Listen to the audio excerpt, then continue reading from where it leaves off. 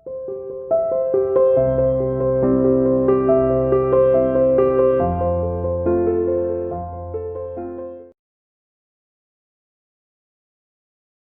dear student, welcome to C International School online classes. Dear plus one commerce class chapter second central problem of economy हमने start कर दिया था। आज हम discuss करेंगे different economics क्या है। ठीक है, चलिए देखिए बेटा कितने टाइप की इकोनॉमिक्स होती है। मार्केट इकोनॉमी है, central plan economy and max economy. ठीक है, इकोनॉमी को 3 पार्ट्स में डिवाइड किया गया है। वैसे ही आपने एसएस में भी डिस्कस किया होगा। ठीक है, चलिए देखो अब हम बताते हैं मार्केट इकोनॉमी क्या है, सेंट्रल प्लान इकोनॉमी क्या है और मिक्स इकोनॉमी क्या है। तो यहाँ पर आपको प्रॉब्लम ही बतानी कि डिफरेंट इकोनॉमी में क्या प्रॉब्लम होती है। प्रॉब्लम हम डिस्कस कर चुके हैं, what to produce, how to produce, for whom to produce. इससे रिलेटेड ही प्रॉब्लम होती है, उसी को यहाँ पर डिस्कस करना है अकॉर्डिंग टू इकोनॉमी। जैसे सबसे पहले आती है मार्केट इकोनॉमी। तो मार्केट इकोनॉमी को कौन सी इकोनॉमी भी बोलते हैं? फ्री इकोनॉमी बोलते हैं। इसे क्या बोलते हैं? फ्री इकोनॉमी, क्योंकि इसके अंतर्गत प्रोड्यूसर फ्री होता है what to produce, how to produce, for whom to produce decide करने के लिए। क्योंकि 3 डिसीजन लिए जाते हैं, कौन सी वस्तु का प्रोडक्शन किया जाए, कैसे और किसके लिए किया जाए। तो इन तीनों का डिसीजन के लिए प्रोड्यूसर फ्री होता है। ठीक है, जैसे कि व्हाट टू प्रोड्यूस, कौन सी वस्तु का प्रोडक्शन किया जाए। 2 प्रकार की वस्तु होती है, कंज्यूमर गुड्स और दूसरा कौन सी है? Producer goods. ठीक है, यानी आप कह सकते हैं कैपिटल गुड्स कह सकते हैं। प्रोड्यूसर के प्लेस पर कैपिटल गुड्स कर सकते हैं यूज, या फिर आप यूज कर सकते हैं कंज्यूमर के बाद कैपिटल गुड्स। ठीक है, तो अब यहाँ पर प्रोड्यूसर क्वेश्चन राइज होगा, कौन सी वस्तु प्रोड्यूस करेगा, कंज्यूमर या कैपिटल।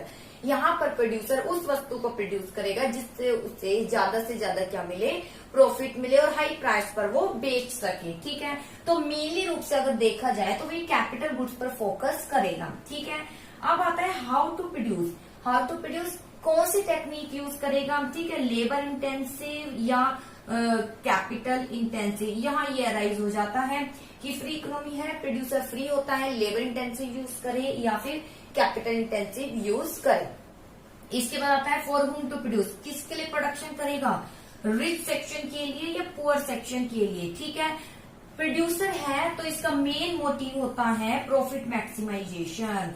इनका मेन मोटिव क्या होता है? Profit maximisation. ठीक है, तो यहाँ प्रोड्यूसर फ्री होता है डिसाइड करने के लिए कौन सी वस्तु का प्रोडक्शन करे, कैसे करे और किसके लिए। कौन सी वस्तु का प्रोडक्शन करे, कंज्यूमर करे या कैपिटल, वो फ्री है। मेनली रूप से फोकस करेगा कैपिटल गुड्स पर।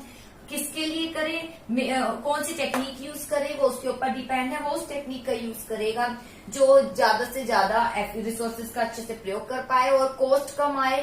ठीक है, और उसको मीन्स प्रॉफिट ही हो उसमें, उस टेक्निक को यूज करेगा। फॉर हुम टू प्रोड्यूस, किसके लिए, रिच सेक्शन के लिए या पुअर सेक्शन के लिए। तो वो मेनली रूप से रिच सेक्शन पर फोकस करेगा, रिच सेक्शन के लिए वस्तु का प्रोडक्शन करेगा, क्योंकि रिच सेक्शन ही उसे क्या पे कर सकते हैं, हाई प्राइस पे कर सकते हैं, जो कि उसका मोटिव ही था प्रॉफिट मैक्सिमाइजेशन प्राप्त हो जाए। तो ये था मार्केट इकोनॉमी में हाउ, व्हाट, फॉर हुम। अब सेंट्रल प्लान इकोनॉमी देखते हैं क्या है। सेंट्रल प्लान इकोनॉमी जिसके अंतर्गत decision what, how and for हुम किसके द्वारा लिए जाते हैं, गवर्नमेंट द्वारा लिए जाते हैं। किसके द्वारा लिए जाते हैं? गवर्नमेंट द्वारा जो है लिए जाते हैं। ये मार्केट इकोनॉमी यूके, यूएसए यहाँ पर जो अवेलेबल है। सेंट्रल प्लान इकोनॉमी चाइना, ठीक है, चाइना है, जापान, यहाँ पर ये सेंट्रल प्लान इकोनॉमी पाई जाती है। मिक्स इकोनॉमी कि हमारे इंडिया है, पाकिस्तान, यहाँ पर मिक्स इकोनॉमी पाई जाती है। तो सेंट्रल प्लान इकोनॉमी जिसमें what to produce, how to produce, for whom to produce किसके द्वारा डिसाइड किया जाता है, गवर्नमेंट। इसे गवर्नमेंट इकोनॉमी भी बोलते हैं, क्योंकि इसमें गवर्नमेंट का जो है बोलबाला होता है, गवर्नमेंट का कंट्रोल होता है। कौन सी वस्तु का प्रोडक्शन किया जाए, कंज्यूमर गुड्स या कैपिटल। तो गवर्नमेंट के वे से अगर देखा जाए तो वो कंज्यूमर गुड्स का भी ज्यादा से ज्यादा प्रोडक्शन करेगी ताकि पुअर व्यक्तियों को प्रोवाइड कर सके। कौन सी टेक्निक यूज करेगी, यहाँ पर तो एक ही टेक्निक पर वो फोकस करेगी। कौन सी टेक्निक, लेबर इंटेंसिव। गवर्नमेंट का मेन मोटिव क्या है, सोशल जस्टिस। मेन मोटिव क्या है, सोशल जस्टिस। और सोशल जस्टिस तब मिलेगा जब वो कौन सी यूज करेगी, लेबर इंटेंसिव टेक्निक, जिसमें लेबर ज्यादा यूज करेगी और मशीनरी कम होगा, जिससे ज्यादा लोगों को क्या मिल पाएगा, रोजगार। और फॉर होम टू प्रोड्यूस, किसके लिए प्रोडक्शन करेगी, रिच सेक्शन के लिए करेगी या पुअर सेक्शन। तो गवर्नमेंट का फोकस हमेशा पुअर व्यक्तियों पर ही होता है कि पुअर व्यक्तियों को में जो ये इतनी इनइक्वालिटी बनी हुई है वो इनइक्वालिटी कहीं ना कहीं खत्म हो जाए, तो और पुअर व्यक्ति को भी उतनी ही सुविधाएं मिले जितनी रिच सेक्शन उठा पा रहा है। ठीक है, तो गवर्नमेंट पुअर सेक्शन पर ध्यान देगी, पुअर व्यक्तियों के लिए वस्तुओं का क्या करेगी, प्रोडक्शन करेगी और प्राइस होंगे कम। ठीक है, तो ये है सेंट्रल प्लान इकोनॉमी। अब आता है मिक्स इकोनॉमी। व्हाट, हाउ, यहाँ भी 3 decision, what, how, for home, किसके द्वारा लिए जाते हैं। मिक्स इकोनॉमी जिसमें प्रोड्यूसर फ्री होता है अपने प्रॉफिट मैक्सिमाइजेशन के लिए और गवर्नमेंट भी डिसीजन लेती है ताकि सोशल जस्टिस अपना लागू कर सके। ठीक है, तो यहाँ पर what to produce, consumer goods किया जाए या कैपिटल गुड्स किया जाए। ठीक है, ये डिसीजन उत्पन्न हो जाता है। प्रोड्यूसर उस वस्तु को प्रोडक्शन करेगी जिससे ज्यादा मैक्सिमाइज होगा प्रॉफिट, और गवर्नमेंट उस वस्तु पर ज्यादा फोकस करेगी जिससे लोगों का कल्याण होगा। ठीक है, तो यहाँ ये आप करेंगे, लिखेंगे कौन सी टेक्निक, लेबर या कैपिटल। तो गवर्नमेंट मेनली लेबर यूज करेगी ताकि ज्यादा लोगों को मिल जाए रोजगार। कैपिटल आप प्रोड्यूसर के लिए कह सकते हैं। इसके बाद आता है फॉर होम टू प्रोड्यूस, तो यहाँ दोनों के लिए ही वस्तु पर फोकस किया जाएगा, पुअर के लिए और रिच के लिए। जो प्रोड्यूसर है वो रिच सेक्शन पर ध्यान देगा और उसके लिए वस्तु का प्रोडक्शन करेगा। ठीक है, ज्यादा वस्तु हाई प्राइस पर वस्तु बिक सके ऐसी वस्तु का प्रोडक्शन करेगा। रिच सेक्शन के लिए उनकी डिमांड क्या है उसके अकॉर्डिंग वस्तु का प्रोडक्शन करेगा, क्या क्वालिटी चाहते हैं उन पर फोकस करेगा। वही पुअर सेक्शन सोशल जस्टिस के लिए गवर्नमेंट आगे कदम उठाएगी। गवर्नमेंट भी कुछ सेक्टर जो है गवर्नमेंट के हाथों में रहते हैं जिससे सोशल जस्टिस बना रहता है और बाकी प्रोड्यूसर फ्री होता है। व्हाट, हाउ और फॉर होम, किसके क्या प्रोडक्शन करना है, कैसे करना है और किसके लिए करना है, इसका डिसीजन लेने के लिए। जैसे रेलवे है, रेलवे पर गवर्नमेंट का अधिकार है, वहां पर वो पूरा सामाजिक न्याय करती है। ट्रेन है, उसमें अमीर भी बैठ सकता है, गरीब भी बैठ सकता है। ठीक है, उनकी बस जो ट्रेन है उसमें वो अमीर के लिए भी होती है, वो गरीब के लिए भी होती है। इस तरीके से उनमें इक्वालिटी बनाए रखने की क्या करती है, कोशिश। एक ही ट्रेन है, बस इतना अलग होता है कि आप जितने ज्यादा पेमेंट करोगे उतनी अच्छी आपको फैसिलिटी अवेलेबल हो जाएगी। ठीक है, रेल में। और जितने अगर आप पुअर है तो आपके लिए कम किराया भी है। ट्रेन पहुंचाएगी तो सेम टाइम पर ही, चाहे पुअर हो चाहे रिच हो, सेम डेस्टिनेशन पर सेम टाइम पर ही पहुंचाएगी। अंतर होगा सिर्फ उनको फैसिलिटी का। ठीक है, तो वही है कि गवर्नमेंट दोनों को ध्यान में रखते हुए ही सोशल जस्टिस भी बनाए रखेगी और रिचर के भी ध्यान रखेगी और प्रोड्यूसर रिच को ध्यान में रखते हुए अपने प्रॉफिट को क्या कर सकता है, मैक्सिमाइजेशन कर सकता है। तो ये कहलाई जाती है मिक्स इकोनॉमी। ठीक है बेटा, इसके बाद देखिए मेनली हमने ये बता ही दिया है, प्रोड्यूसर चूज करेगा उस वस्तु को जहां प्राइस ज्यादा होगा, प्रॉफिट मैक्सिमाइजेशन होगा, और टेक्निक बता ही दी है, ऐसे यूज करेगा जहां पर प्राइस उसका कम आए और ज्यादा प्रोडक्शन हो सके। सेंट्रल प्लान इकोनॉमी मैंने आपको बता दी है, मिक्स इकोनॉमी मैंने बता दी है, जो बताया है ये वही है। इसके बाद प्रोडक्शन पॉसिबिलिटी कर्व, ये कट है आपकी सिलेबस में से।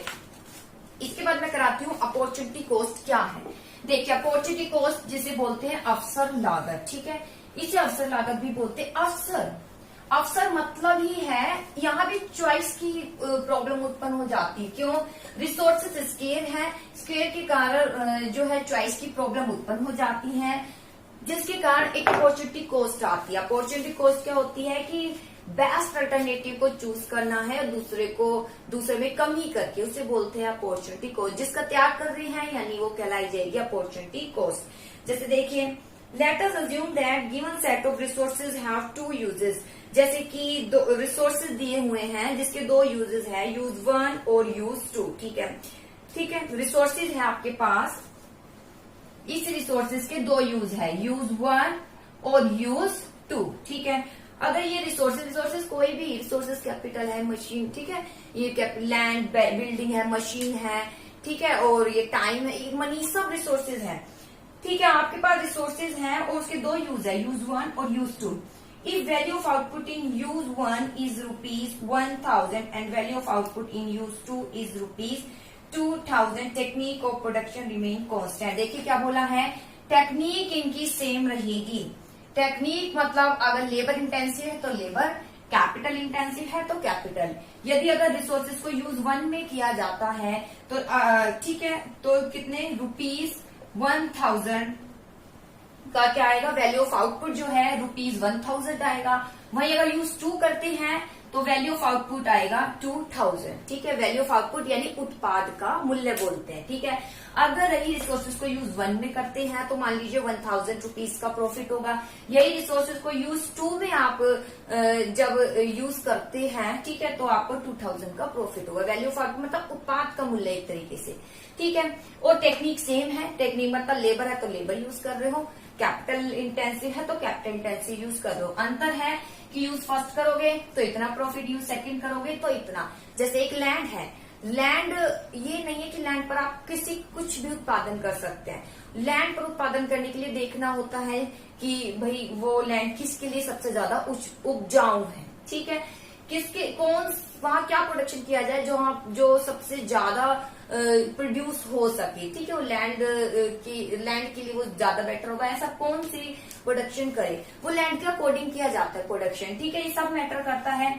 तो वही है, जैसे रिसोर्सेज है, लैंड है तो यूज 1। जैसे लैंड पर अगर हम वीट का प्रोडक्शन करेंगे तो बहुत ज्यादा होगा, लेकिन उसके बेलेस पर अगर शुगर केन चूज कर लेते हैं तो प्रोडक्शन कम होगा। तो वही बात है, अगर रिसोर्सेज जैसे लैंड है, लैंड को, ठीक है, लैंड किसके लिए ज्यादा बेटर है, लैंड ज्यादा बेटर है वीट के लिए। अगर वीट का प्रोडक्शन करोगे तो वैल्यू ऑफ आउटपुट ₹2000 आएगा। ठीक है, मतलब आप कह सकते हैं प्रॉफिट इतना होगा या इतने टन आपको गेहूं प्राप्त होगा। ये सब इस तरीके से आपको लिखना है। फिलहाल मैं एग्जांपल के तौर पर बता रही हूँ। ऐसी लैंड है, मान लीजिए शुगर केन आप यूज करते हैं, तो वहां पर जो प्रोडक्शन होगा, ठीक है, तो वहां पर बेचकर मान लीजिए प्रॉफिट जो भी होगा ₹1000 का होगा। अब आपको चूज करना है कि इस रिसोर्सेज का प्रयोग यूज 1 में करें या यूज 2 में करें। ठीक है, अगर यूज 1 करते हैं तो यूज 2 कहलाई जाएगी अपॉर्चुनिटी कॉस्ट। ठीक है, जैसे देखिए, common sense should detect us that resource will be employ in use 2। अगर रिसोर्स यूज 2 में लगा दिए जाते हैं, ये यूज 2 में लगा दिए जाते हैं, तो अपॉर्चुनिटी कॉस्ट क्या हो गया, अपॉर्चुनिटी कॉस्ट मतलब जो खो रहे हैं, जिसका हम प्रयोग नहीं कर रहे, तो अपॉर्चुनिटी कॉस्ट कहलाई जाएगी 1000। अगर यूज रिसोर्सेज का प्रयोग यूज 1 में कर रहे हैं तो अपॉर्चुनिटी कॉस्ट कहलाई जाएगी 2000। इसे बोलते हैं अपॉर्चुनिटी कॉस्ट। तो मीनिंग देखिए, अपॉर्चुनिटी कॉस्ट का अभिप्राय value of factor it's next best alternative use, यानी सबसे बेस्ट अल्टरनेटिव यूज करना। लैंड है तो लैंड के लिए अगर हम देखते हैं यूज 2 ज्यादा बेटर होगा तो यूज 2 पर रिसोर्सेज को लगाएंगे, यानी अपॉर्चुनिटी कॉस्ट हो गई 1000। यानी हम जो यूज 1 में इस लैंड का प्रयोग नहीं कर रहे। यूज 1 आप कुछ भी कह सकते हैं, लैंड पर किसको उत्पादन कर रहे हैं। ठीक है, it need to note that, यहाँ नोट करने वाली बात यह है, फैक्टर में have more than 2 uses. Factor के एक से ज्यादा यूजेस होते हैं। In such situation opportunity cost हमेशा उत्पन्न होती है। अपॉर्चुनिटी कॉस्ट कब उत्पन्न होती है, जब किसी के यूजेस क्या होते हैं, मोर देन होते हैं, यानी अल्टरनेटिव यूजेस होते हैं, तब अपॉर्चुनिटी कॉस्ट उत्पन्न हो जाती है, क्योंकि आपको एक को ही चूज करना होता है। ठीक है, जैसे कि यहाँ पर गिवन है अवेलेबल रिसोर्सेज, जैसे लैंड है and given package of other input. Possible use of land, जैसे कि एक लैंड है, ठीक है, ये लैंड क्या है, रिसोर्सेज। मैंने यहाँ पर आपको बता ही दिया है, लैंड रिसोर्सेज है। पॉसिबल यूज लैंड का किसके लिए प्रयोग कर सकते हो आप, वीट के लिए कर सकते हो, राइस के लिए कर सकते हो, मेज के लिए कर सकते हो और शुगर केन के लिए कर सकते हो प्रयोग। ठीक है, अगर वीट का उत्पादन करोगे तो मार्केट वैल्यू प्रोडक्शन, जो प्रोडक्शन होगी तो उससे प्रॉफिट जो आएगा ₹10,000 का आएगा। अगर राइस का करते हो तो मान लीजिए आपको 8,000 का प्रॉफिट होगा, मेज का करते हो तो 7,000 का प्रॉफिट होगा, और अगर शुगर केन का करते हैं तो कितना होगा, 12,000 का प्रॉफिट। तो एजम्पशन क्या है बेटा, एजम्पशन यानी मान्यता। मान्यता इसकी एक ही है, टेक्निक क्या है, रिमेन कांस्टेंट। टेक्निक मतलब एक ही टेक्निक यूज करोगे, ये नहीं कि अलग अलग। मान लीजिए वीट का भी कर रहे हो, राइस का भी कर रहे हो, ठीक है, लैंड है आपके पास बहुत बड़े एरिया पर, तो वहाँ वीट का भी हो रहा है, राइस का भी हो रहा है, ठीक है, लेकिन टेक्निक सेम होनी चाहिए, तब देखा जाएगा किसका प्रोडक्शन यहाँ ज्यादा हो पाता है। टेक्निक मतलब लेबर है, लेबर ठीक है, किस टेक्निक से जो है आप मतलब कौन सी टेक्निक आप यूज करते हैं जब प्रोडक्शन कर रहे हैं, किस तरीके से सीड्स का जो किस तरीके से सीड्स यूज करते हैं, किस तरीके से मेंटेन करते हैं उस मैनेजमेंट, कौन सी लेबर ज्यादा यूज कर रहे हैं, मशीन्स के द्वारा काम कर रहे हैं, ये सब मैटर करता है।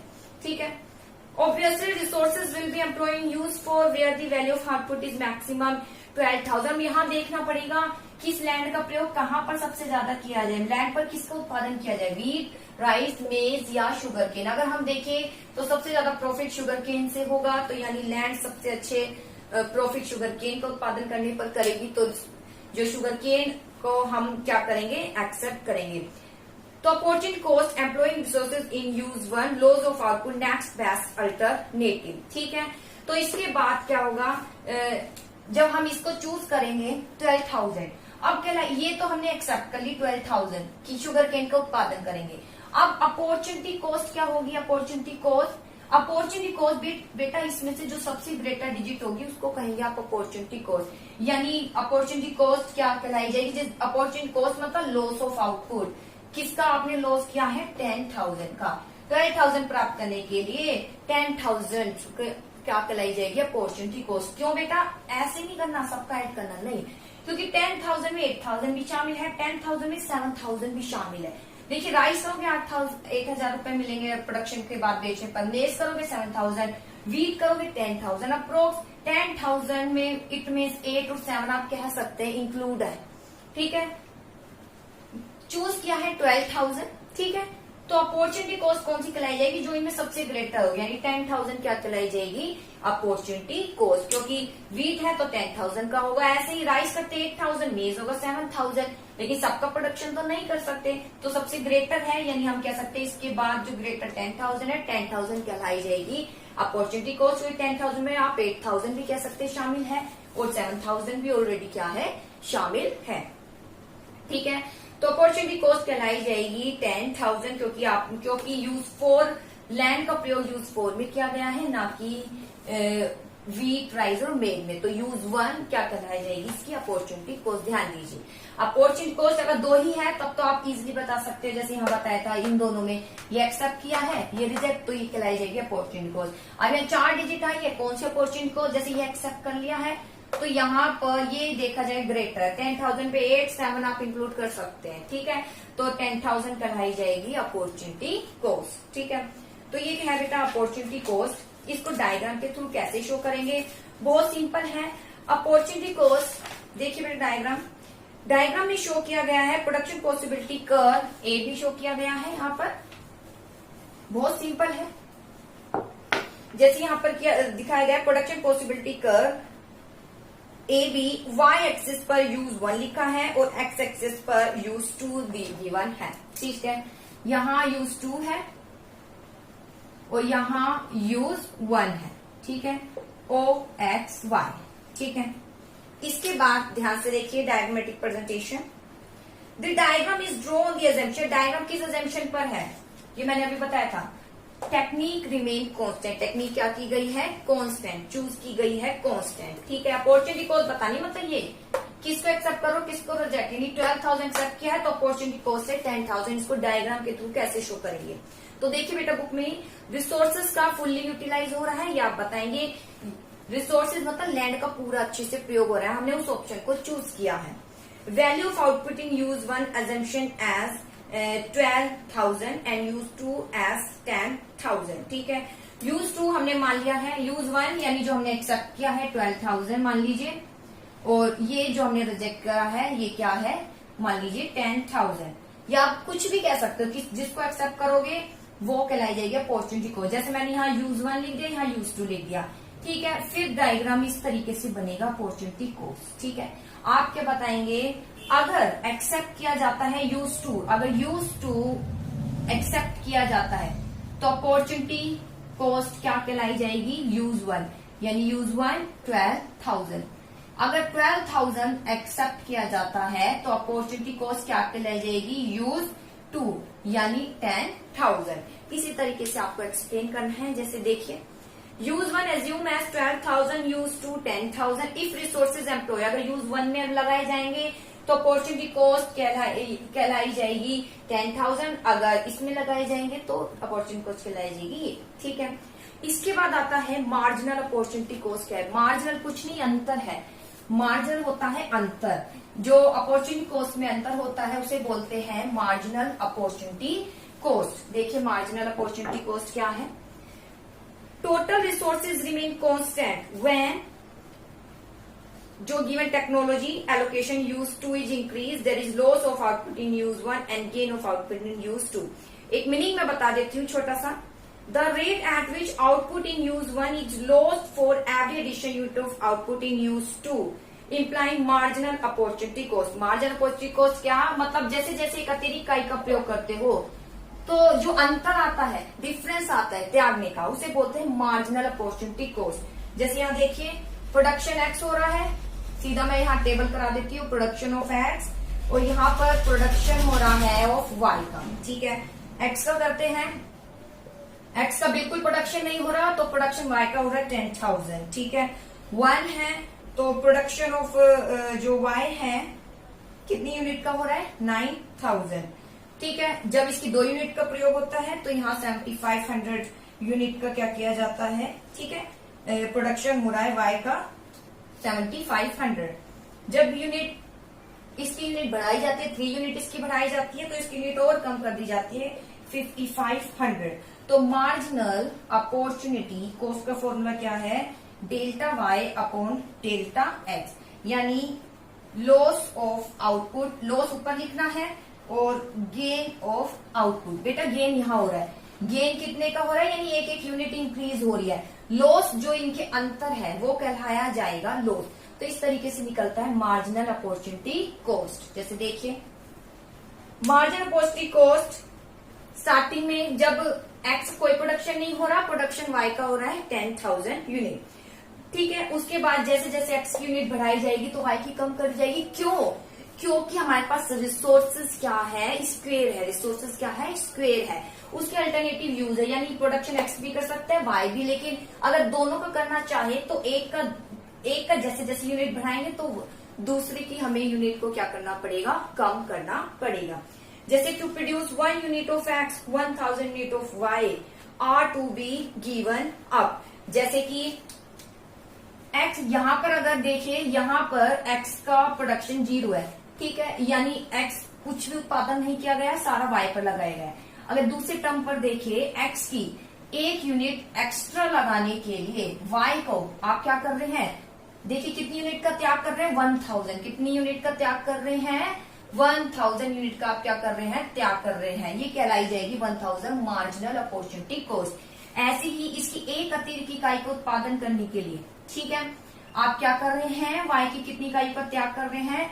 अब 9,000 में से 75 माइनस करेंगे, कितना? 1,500। ऐसे ही यहाँ पर एक और अतिरिक्त इकाई करने के लिए वाई की कितनी अतिरिक्त इकाइयों का त्याग कर रहे हैं, ठीक है, यहाँ, ठीक है। तो ये आ जाएगा 2,000, ठीक है। बेटा ये बढ़ती जाएगी, एक्स का प्रोडक्शन ज्यादा करोगे तो ऑटोमेटिक वाई का प्रोडक्शन पहले से कम करना पड़ेगा। क्यों? क्योंकि हमारे पास रिसोर्सेज लिमिटेड है, लैंड लिमिटेड है, उस पर एक्स का भी प्रोडक्शन करना चाह रहे हैं, वाई का भी प्रोडक्शन करना चाह रहे हैं। अगर एक्स का बढ़ाएंगे या जैसे गेहूं का बढ़ाना चाह रहे हैं तो फिर आपको शुगर केन का कम करना पड़ेगा। शुगर केन करना चाह रहे हैं तो व्हीट का आपको कम उत्पादन करना पड़ेगा। मेज या कुछ भी ले लीजिए, इसे कहेंगे मार्जिन अपॉर्चुनिटी कॉस्ट, ठीक है। तो मार्जिन अपॉर्चुनिटी कॉस्ट राइज हो जाती है जैसे जैसे जब रिसोर्सेज यानी लैंड का प्रयोग एक्स पर बढ़ाया जाता है, वाई पर क्या किया, जैसे जैसे रिसोर्सेज का शिफ्ट कर दिया जाता है अपॉर्चुनिटी 1 से अपॉर्चुनिटी 2 में, तो फिर क्या हो जाता है? जैसे जैसे एक्स का प्रोडक्शन कर रहे हैं वाई का प्रोडक्शन क्या हो जाएगा? कम हो जाएगा, ठीक है। इसके बाद बेटा डायग्राम है, मैं ये डायग्राम बता देती हूँ। सेम वही डायग्राम जो मैंने अभी बताया था अपॉर्चुनिटी कॉस्ट वाला, ओ एक्स और वाई, ठीक है। सबसे पहले देखिए यहाँ पर 2 है। अपॉर्चुनिटी कॉस्ट हमेशा इस तरीके से बनेगी, मार्जिन इसमें अंतर दिखाएंगे। तो आपको कुछ नहीं, यहाँ इस तरीके से लाइन दिखानी। मान लीजिए ये वस्तु एक्स, ये एक्स है और ये वाई है। मान लीजिए यूज 1 और यूज 2 है, ठीक है। व्हीट है, मान लीजिए व्हीट है और ये राइस है, ठीक है। अगर व्हीट और राइस का प्रोडक्शन इतना हो रहा है, मान लीजिए राइस का प्रोडक्शन हम डिक्रीज कर देते हैं, के से K1 हो जाएगा, तो सीधी सी बात है लैंड तो सेम है, लैंड उतनी ही है, जब राइस कम कर दोगे तो ऑटोमेटिक व्हीट का उत्पादन क्या हो जाएगा, इंक्रीज। तो ठीक है, सी से ही किस पर आ जाएगा, C1 पर, तो ये कहलाया जाएगा गेन और ये जो कहलाया जाएगा नीचे की ओर लॉस। तो इसका जो ये अंतर आएगा इसको बोलते हैं डेल्टा, इसको क्या बोलते हैं, डेल्टा अंतर बोलते हैं, इसे बोलते हैं मार्जिनल अपॉर्चुनिटी कॉस्ट। ठीक है, जैसे यहाँ पर गिवन है मार्जिनल अपॉर्चुनिटी कॉस्ट क्या कहलाई जाएगी, बस यूज 1 और यूज 2, जैसे वीट है राइस है, वीट राइस दोनों का उत्पादन कर रहे हैं, मान लीजिए अब लैंड पर वीट का उत्पादन बढ़ाना है तो ऑटोमेटिक राइस का उत्पादन कम करना पड़ेगा, क्यों, क्योंकि लैंड हमारे पास लिमिटेड है। अगर लैंड भी बढ़ा दिए जाए तो कोई दिक्कत नहीं है, तो राइस का भी बढ़ेगा और वीट का भी बढ़ा दिया जाएगा, लेकिन लैंड हमारे पास लिमिटेड है, उस पर राइस का बढ़ाना चाह रहे हैं तो वीट का ऑटोमेटिक आपको कम करना पड़ेगा। जितना कम करोगे, जितनी यूनिट कम करोगे, जैसे यहाँ 1000 यूनिट कम कर दी, वो 1000 क्या कहलाया जाएगा, मार्जिन अपॉर्चुनिटी कॉस्ट। और मार्जिन अपॉर्चुनिटी कॉस्ट क्या हो जाती है, राइज होती रहती है, क्या होती है, राइस। जैसे जैसे एक अतिरिक्त इकाई का उत्पादन होता है वैसे वैसे मार्जिन अपॉर्चुनिटी कॉस्ट क्या होती है, राइस। राइस मतलब जैसे जैसे एक्स का उत्पादन बढ़ाया जाएगा, वाई का उत्पादन की जो घटने की दर है वो क्या होती रहेगी, इंक्रीज। तो ये है बेटा मार्जिन अपॉर्चुनिटी कॉस्ट। इसके बाद अंतर बता देती हूँ, मार्जिन और अपॉर्चुनिटी कॉस्ट में क्या है। मार्जिन अपॉर्चुनिटी कॉस्ट क्या है, रेशियो है किसका, loss of output and gain of output का। ठीक है, जब हम रिसोर्सेज को शिफ्ट कर रहे हैं, रिसोर्सेज, ठीक है, रिसोर्सेज 1 से रिसोर्स यानी ये इससे रिसोर्सेज Y से रिसोर्सेज X में। ठीक है, मार्जिन अपॉर्चुनिटी कॉस्ट इंडिकेट करता है cost of 1 more unit of output at when some resources shift from use 1 to use 2। ये कहता है कि मार्जिन कॉस्ट, ये कॉस्ट इंडिकेट करता है, यानी एक लागत को बता रहा है खोने की। जब हम X का ज्यादा प्रोडक्शन करना चाह रहे हैं तो Y का हमें कम करना पड़ेगा, जितनी कम हो रही है यूनिट वो कहलाई जाएगी opportunity, margin opportunity cost. Opportunity cost is not, ये रेशियो नहीं है, ये सिर्फ ये बताता है total loss output when some resources are shift from use 1 to use 2। Opportunity cost बस ये बताता है इतना लॉस हो जाएगा जी अब अगर यूज 1 से यूज 2 पर जाओगे, अंतर को वो नहीं बताता, अंतर के लिए मार्जिन आता है। अपॉर्चुनिटी कॉस्ट इंडिकेट करता है cost of all unit produce when some resource shift from use 1 to use 2। Opportunity cost indicate करता है कॉस्ट, कॉस्ट को बताता है, बस एक यूनिट बता देता है, ये इस तरीके से बता देता है अपॉर्चुनिटी कॉस्ट। मान लीजिए इसको एक्सेप्ट कर रहे हो तो अपॉर्चुनिटी कॉस्ट 9000 होगी, तो ये 9000 होगी अपॉर्चुनिटी कॉस्ट। मार्जिन, मार्जिन तो ये अंतर होता है, ठीक है, इस तरीके से डिजिट में अंतर होता है, वो मार्जिन अपॉर्चुनिटी कॉस्ट। जैसे राइस है और ये वीट राइस का उत्पादन कर रहे हो तो वीट 9000 को आप लॉस कर रहे हो, ये कहलाई जाएगी opportunity cost. I hope topic आपको क्लियर हुआ होगा, फिर भी कुछ समझ नहीं आए तो आप पूछ ही सकते हैं। ओके।